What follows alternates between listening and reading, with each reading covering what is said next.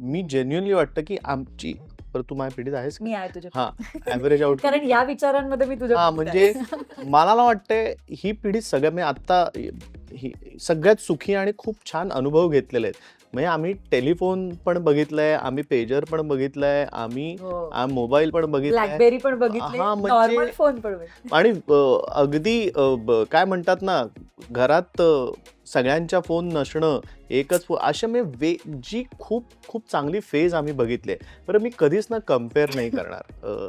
अरे आत्ताची पिढी अशी आहे, आपली चांगली होती असं माझं म्हणणं नाही. पण त्यातल्या त्यात मला असं वाटतं आमची पिढी सगळ्यात सुखी आणि सगळी ट्रान्झिशन्स बघितलेली पिढी आहे.